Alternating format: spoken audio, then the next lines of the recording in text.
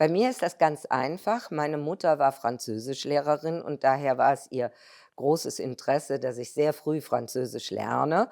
Und sie hat mich auch immer, manchmal habe ich gesagt, gefoltert, weil sie immer die Details von mir wissen wollte. Und heute bin ich ihr endlos dankbar, weil es hat mich persönlich sehr stark bereichert. Wie gesagt, ich bin im Rheinland aufgewachsen mit durchaus sehr engen Beziehungen nach Frankreich und die Sprache zu beherrschen war immer sehr wichtig. Alors, j'ai appris l'allemand à l'école, je devais avoir à peu près 14 ans. Je l'ai appris pendant 6 ans, 7 ans, peut-être même plus, et pour moi, c'était une langue très difficile. Et aujourd'hui, je ne le parle plus, je le comprends un petit peu, mais je ne le parle plus. J'ai, toujours pensé que c'était extrêmement compliqué, mais quand j'ai commencé à apprendre le russe, j'ai compris qu'en fait, l'allemand était plutôt facile comparé au russe.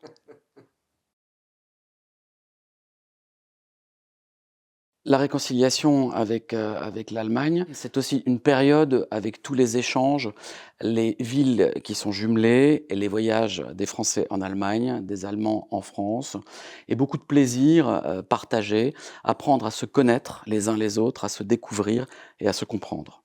Da ich ein bisschen älter bin als du, Ludovic, bin ich genau 6 Jahre alt gewesen, als der Élysée-Vertrag unterschrieben wurde.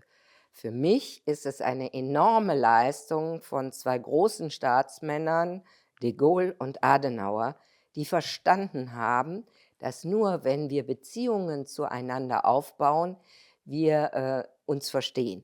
Und ich denke, das Besondere war, dass der Akzent darauf gesetzt wurde, die Jugend zu gewinnen. Die deutsche und die französische Jugend über Schüleraustausch, aber auch, das deutsch-französische Jugendwerk zusammenzubringen. Und das hält heute noch.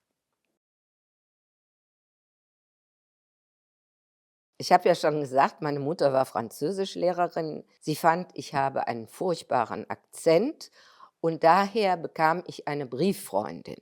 Und das war etwas ganz Besonderes.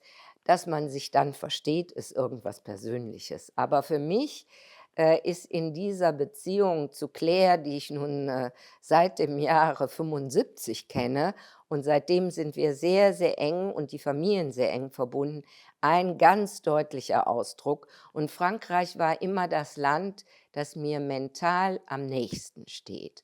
Und, das ist weiterhin so.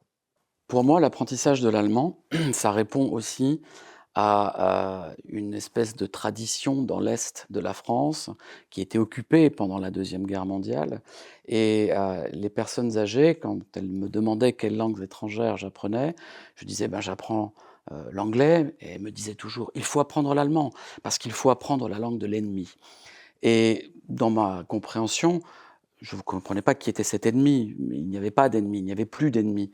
Nous étions plus de 30 ans, voire 40 ans après la fin de la guerre, et il n'y avait aucun intérêt à apprendre la langue uniquement parce que c'était celle de l'ennemi. Au contraire, l'intérêt d'apprendre la langue, comme je le disais, c'est de comprendre son voisin, mais c'est aussi de pouvoir travailler ensemble et de pouvoir profiter de cette proximité que nous avons en Europe.